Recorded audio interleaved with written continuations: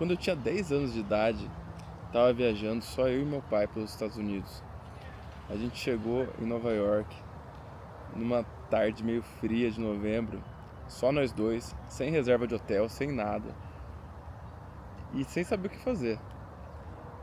E aí naquela época, imagina, eu tinha 10 anos, meu pai não era muito mais velho do que eu sou hoje.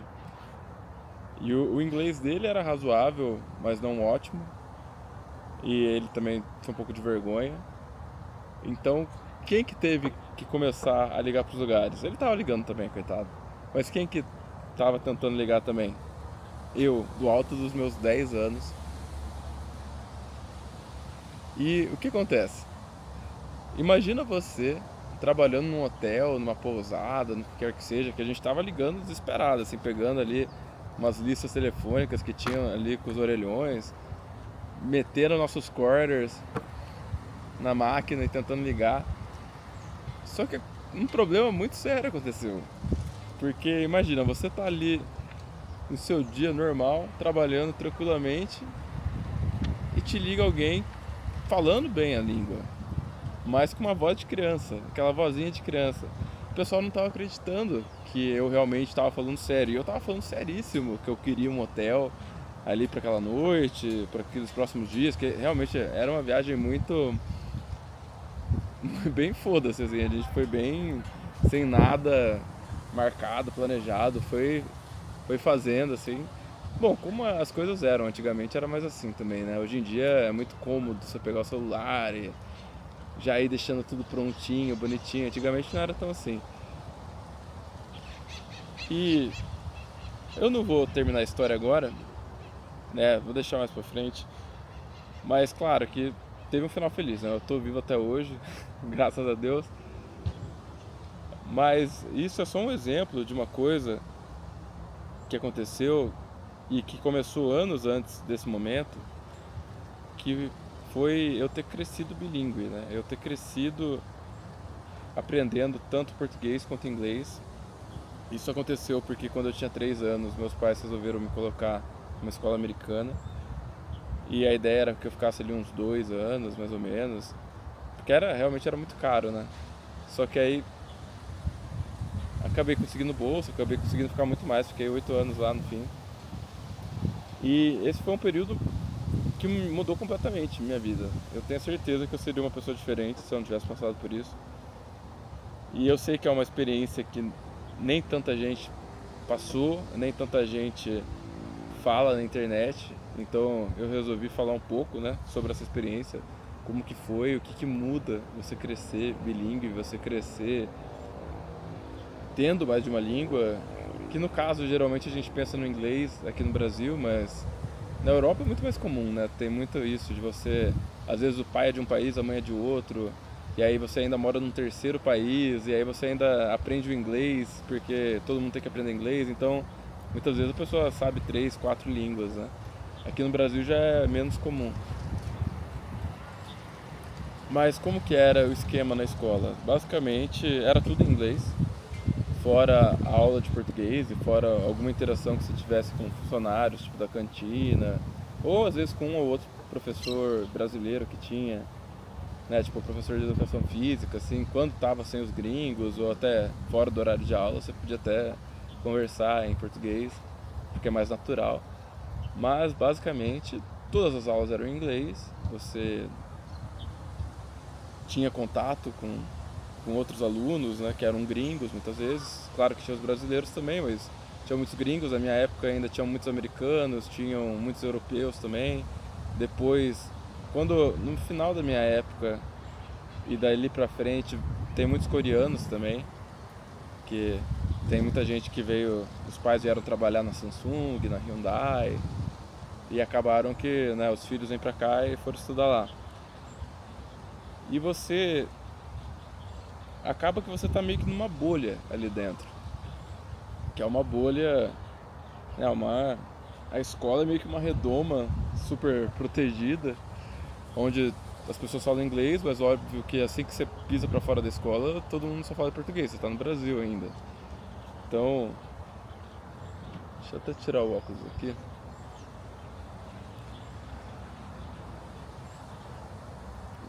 Então, você vive no meio de dois mundos. E assim, pra mim pessoalmente, foi muito bom isso, porque tem dois tipos de brasileiro, né?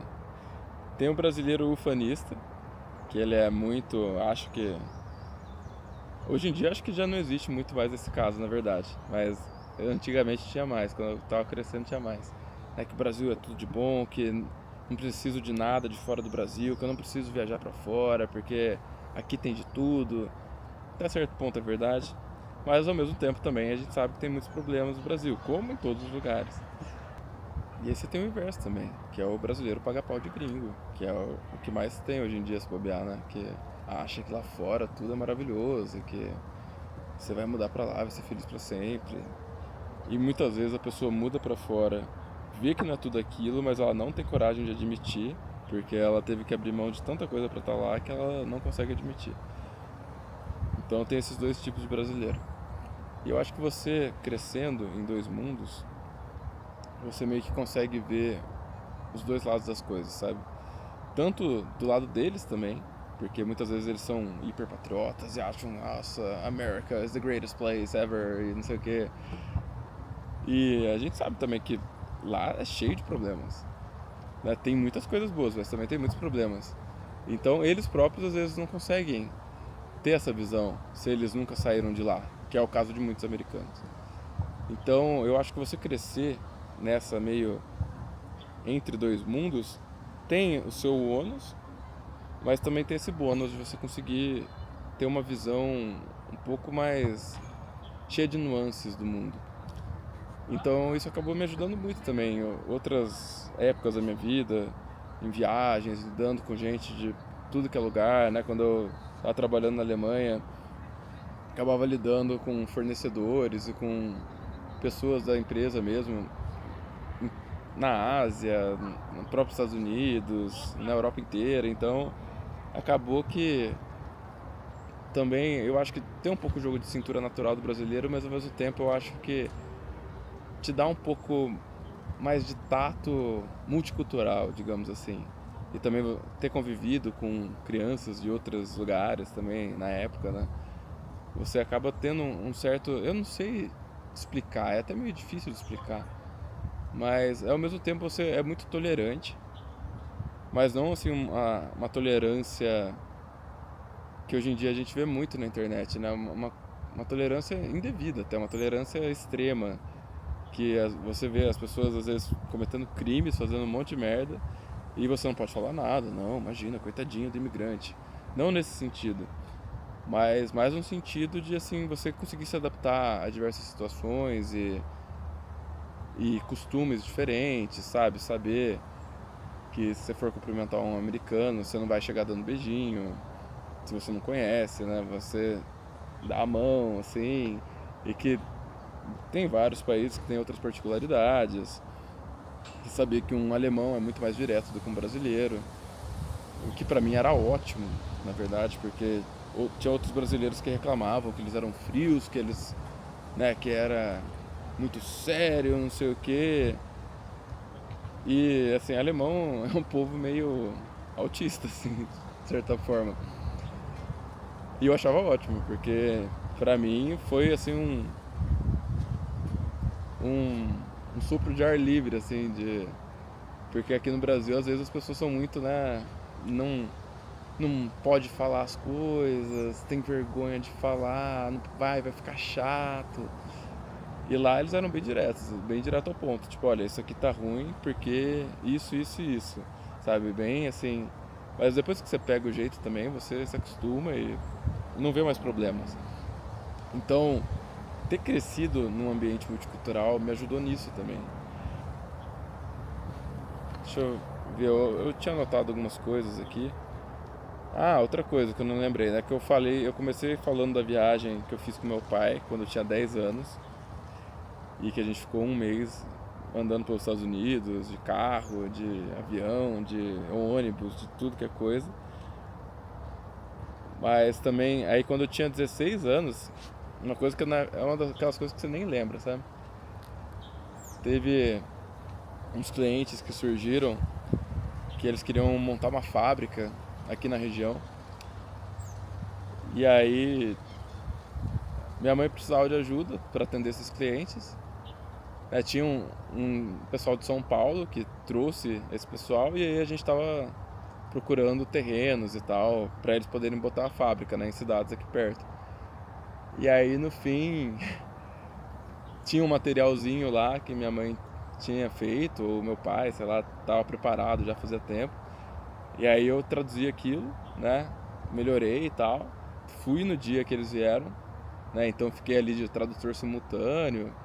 Isso que eu tinha 16 anos. Aí no ano seguinte também teve isso de novo. Aconteceu exatamente a mesma coisa. Também fui tradutor simultâneo e tal, até eles perguntaram, acharam bonitinho, né? Que eu era ali um molecão, adolescente, assim, tipo, claramente adolescente. E aí eles, o que você vai fazer depois da escola, não sei o quê. Aí eu falei que tava pensando em fazer engenharia mecânica, aí o cara falou, então, manda o currículo lá pra gente depois, que você se formar, não sei o quê. E cara, hoje em dia eu vejo que foi vacilo, eu devia ter pego o contato do cara direitinho. Claro que era diferente na época, né? 2010, 2011 era diferente. Mas, porra, até que foi bem massa isso aí, né? Ele foi bem fofo. E isso assim, acabou não dando certo esse negócio em si, quando eu tinha 16.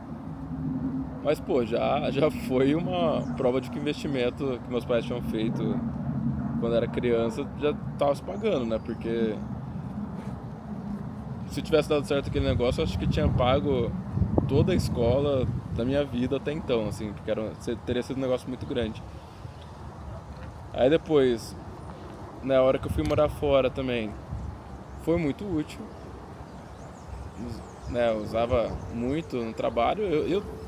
Na prática, na Alemanha você precisa aprender alemão até certo ponto, ou pelo menos assim, eu sentia que eu precisava, sabe? Tem gente que não aprendia, e os alemães não gostavam muito disso.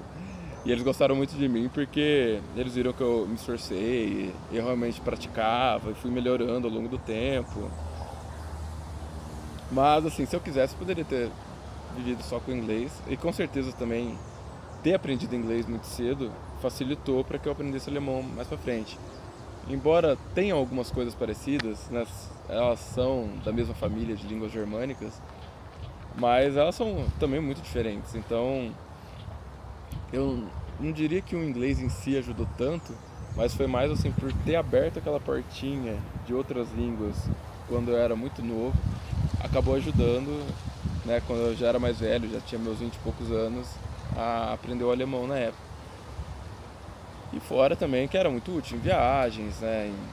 Pô, você vai pra um lugar tipo a Polônia, não vou aprender polonês, não tem como. Então, em muitos lugares assim era bom, ou em contextos de falar com pessoas de diversos lugares, né?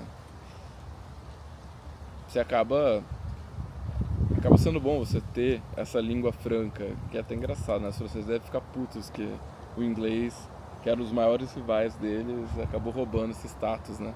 Da língua franca. Que mais?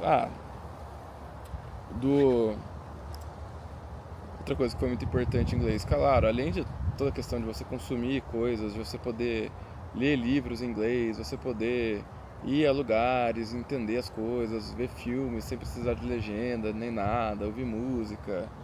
E realmente tem muita coisa, se for ver pelo lado musical, né? Que eu sou músico também.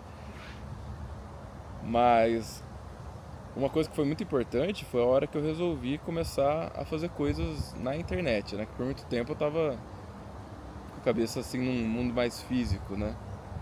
No mundo do trabalho, assim, ali quando eu tava trabalhando em fábrica, né? No setor automotivo, depois quando eu comecei a trabalhar com desenvolvimento imobiliário.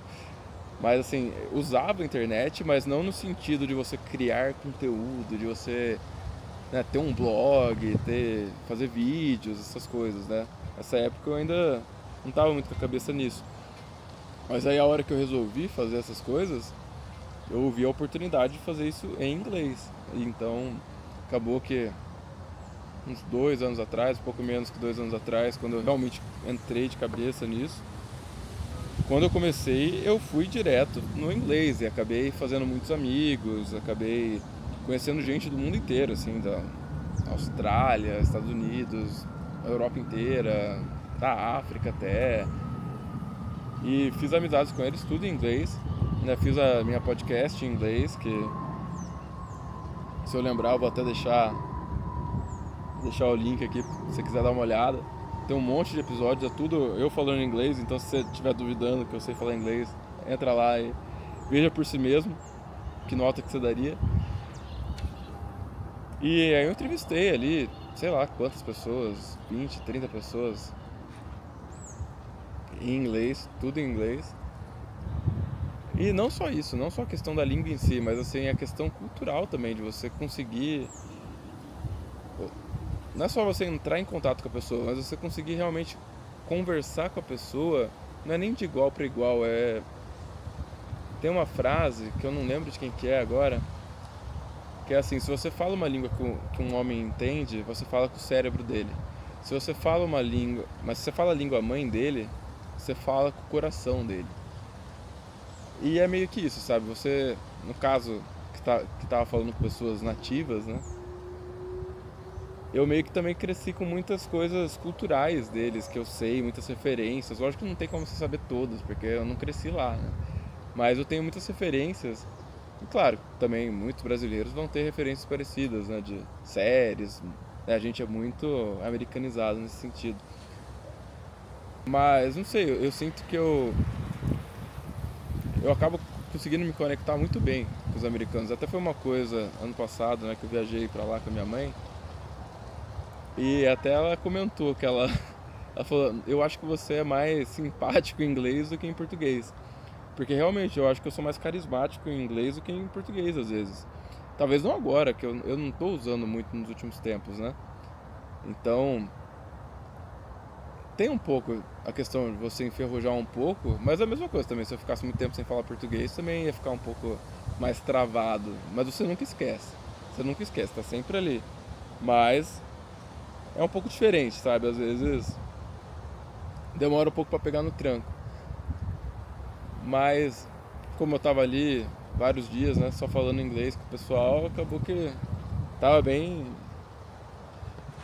tava bem aquecido, né? E eu acho que tem isso também, você tendo várias línguas que você fala, você acaba meio que você tem personalidades um pouco diferentes. E eu não sei dizer se elas ficam um pouco congeladas de acordo com quem você era quando você começou a aprender aquela língua, ou se é simplesmente, não sei dizer, acho que é uma boa questão. Se você souber ou tiver alguma referência boa nesse sentido, sabe, de por que que a gente pensa um pouco diferente em cada língua que a gente aprende, por que que a gente age diferente, sabe, porque se eu quiser falar sobre mesmo assunto em línguas diferentes, por que que vai ser diferente, porque eu vou me sentir de uma forma diferente, vou lembrar de coisas diferentes. É muito interessante, né, pensar tudo isso. Mas, enfim, para finalizar, voltando ali na história, né, de quando eu cheguei em Nova York com meu pai, quando eu tinha 10 anos, no aeroporto de LaGuardia, que não é o JFK, não é o principal, não é o mais bonito, não tem metrô, não tem porra nenhuma. No fim que a gente conseguiu o lugar para ficar no grandioso, maravilhoso, que nos acolheu muito bem. Não, é sério, a gente ficou no YMCA, lá na rua 63, em Manhattan, perto do Central Park. Uma localização excelente. E apesar de ser uma coisa meio albergue, meio hostel, assim, né? Só que a gente ficou num quarto que era um beliche, né? Só eu e meu pai. Banheiro compartilhado, mas beliche. Cara, foi uma experiência incrível, assim. Você parar pra pensar, lembrar quão pequeno eu era em toda essa experiência, toda essa viagem. E todas as coisas que aconteceram na viagem, e lembrar, né, as interações que a gente teve com as pessoas, e como, pelo meu inglês ser melhor já naquela época. Acabava que muitas vezes eu que interagia mais com as pessoas, né? Ou meio que tentava ajudar. Embora meu pai, ele sabe inglês, ele entende muito bem, ele fala. Só que ele, às vezes ele trava um pouco por vergonha, sabe? Um pouco de falta de vergonha na cara e falta de treino. Mas, mas na prática muitas vezes eu que acabava falando com as pessoas. Eu era um molequinho de 10 anos, né? E depois fui outras vezes. Nem mencionei depois, né? Fiz uns certificados lá de Cambridge, de inglês. Tenho o mais fudido lá de proficiência. E assim, tem várias coisas que eu já usei o inglês e tem várias coisas que eu nunca usei, mas poderia ter usado, né? Tipo, eu nunca dei aula de inglês, mas poderia muito bem ter dado. Sei lá, vai que um dia a gente resolve, né? Eu acho difícil, mas a gente nunca sabe. Mas o que eu queria passar nesse vídeo, basicamente era um pouco de um relato pessoal, mas principalmente para as pessoas entenderem como que é você realmente crescer bilíngue, né? Que não é uma coisa só de você aprender uma língua ou não, de você ter inglês sem sotaque, que é uma coisa que brasileiro ama, né? Ou não. Não é só isso, é muito mais que isso. É sobre a visão de mundo, é sobre como abre a sua cabeça você ter uma língua a mais, sobre ferramentas mentais que você tem, né?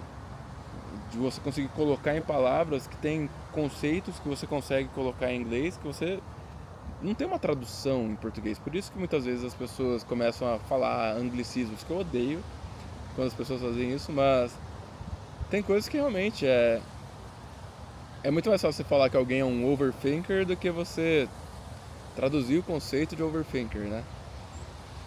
E mesma coisa com outras línguas, claro. Mas aqui no caso o inglês é o que mais se fala. Mas por exemplo, o alemão, que é uma língua ultra específica e não por acaso é uma língua muito usada na filosofia e também na ciência, porque você consegue juntar ali 3, 4, 5, 10 palavras e formar uma só para fazer um termo muito específico. Ele é uma outra língua que é meio difícil de traduzir. Pelo menos nesse sentido de você ter uma palavra só, né? Você acaba tendo que falar, tal coisa é um conceito que você precisa de um parágrafo para definir o que é aquela coisa, né? Mas enfim, espero que você tenha gostado. Se você tiver gostado, tem muitas outras coisas no canal sobre essa questão de será que vale a pena sair do Brasil? Será que vale a pena ficar no Brasil? Vale a pena ir para a Europa? Não vale? Tem coisas mais filosóficas, tem coisas sobre produtividade, empreendedorismo. E eu sei que à primeira vista talvez pareça que não faça muito sentido, né, misturar esse monte de coisa. Talvez não faça mesmo. Mas assim, na minha cabeça faz. Na minha cabeça eu acho que acaba tendo tudo a ver, sabe? Porque se você quer ter um negócio, se você quer empreender, no fundo, antes de mais nada, você precisa se autodesenvolver, que é uma frase que acabou, né, virando muito de coach, mas de fato o seu negócio ele só vai até onde você conseguir ir, assim, se você tiver um monte de crenças limitantes e um monte de problemas internos que você não resolve, você vai acabar de uma forma ou de outra boicotando o seu negócio. Então eu acho que faz todo sentido você pensar em como se livrar disso, como ser mais produtivo, como ter uma vida mais plena, um monte de outras coisas, né? Mas enfim, tô aqui nesse final viajando. Isso sempre acontece, quando eu boto pra gravar eu acabo me empolgando em algum momento e aí eu não paro de falar. Esse vídeo era pra ter uns 5, 10 minutos, sei lá quanto tempo que deu. Espero que você tenha gostado. Se tiver gostado, curte aí, compartilha, manda pros seus amigos. Tamo junto e é nóis.